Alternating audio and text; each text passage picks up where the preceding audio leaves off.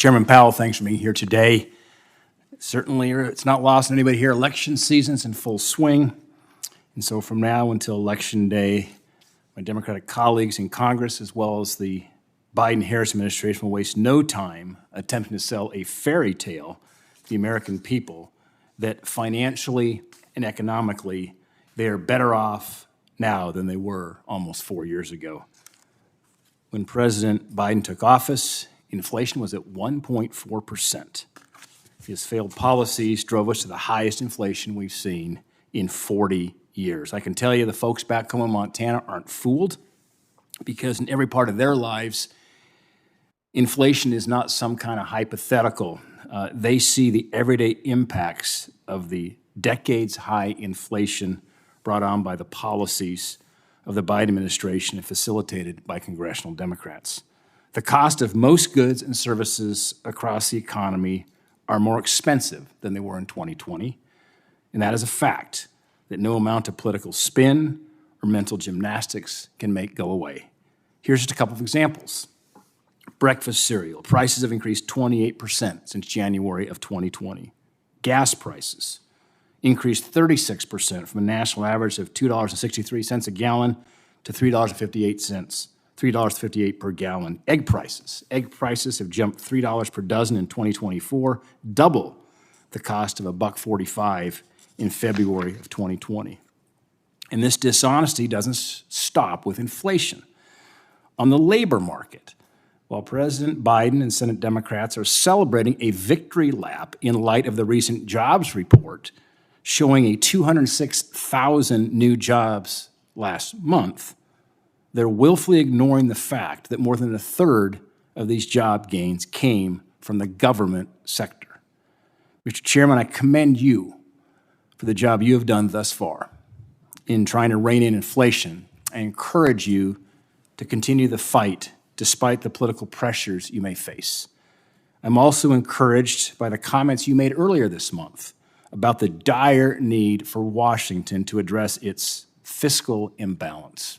I couldn't agree more. I've said many times and continue to believe that Washington's culture of reckless spending, of excessive borrowing, is leading us down a very dangerous path by leaving future generations with mountains of debt. And I'm happy to hear you agree with that assessment. Mr. Chairman, given that it's an election year, you're undoubtedly facing immense political pressure to lower rates. Thus far, you've done an admirable job in using the tools at your disposal to fight inflation, and I urge you to continue to be led by data and not calendars or political influence. You said as recently as last week that while things are trending in the right direction, you would need to see further evidence before cutting rates. So here's my question, Mr. Chairman. What specifically are you looking at and looking for as we head into the next FOMC meeting, and how do you factor in this recent labor data, and certainly the significant part of that being government jobs? So we're looking for two things, really. One is just more good inflation data. And we had quite a lot of good inflation data the last 7 months of last year. Then we had kind of a bump in inflation in the first quarter. And now we've had one good and one very good inflation reading, and we need more good data so that we can be confident that what we're seeing is really, that's where inflation's going, that it's going back down toward 2%. We don't need to see it at 2%. Right now we're at 2.6%. So that's on inflation. On the labor market, to your question, we've seen that the labor market has cooled really significantly across so many measures, and a number of people here today have pointed them out, and the unemployment rate has moved up. You see a labor market that is now pretty much in balance, pretty much where it was in 2019. It's not a source of broad inflationary pressures for the economy now, but it's still a strong labor market. 4.1% unemployment is a very good and historically low unemployment rate. So we have a mandate to support maximum employment.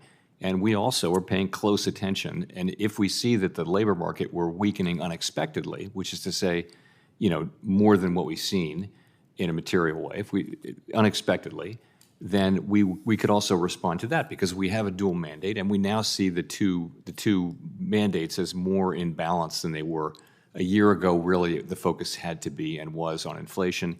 Now we need to be focusing on both goals. Chairman, thank you. I want to get one question on Basel III, and then we will.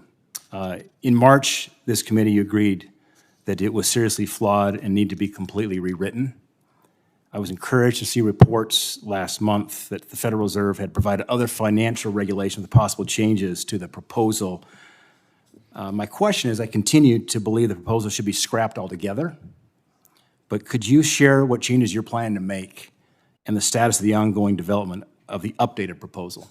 So we've had extensive discussions led by Vice Chair for Supervision Barr with the FDIC and the OCC. We've made a lot of progress in getting close to an agreement on a set of proposed changes.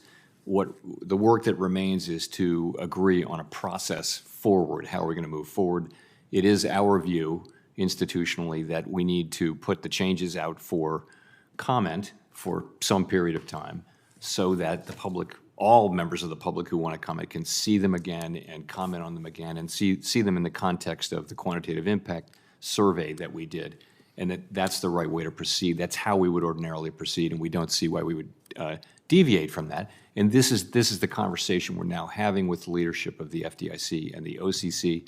And my hope is that we'll be able to come together around a way to proceed forward, very soon. I'd hope we would have done so by now, but I believe we will do so fairly soon. Thank you for joining us.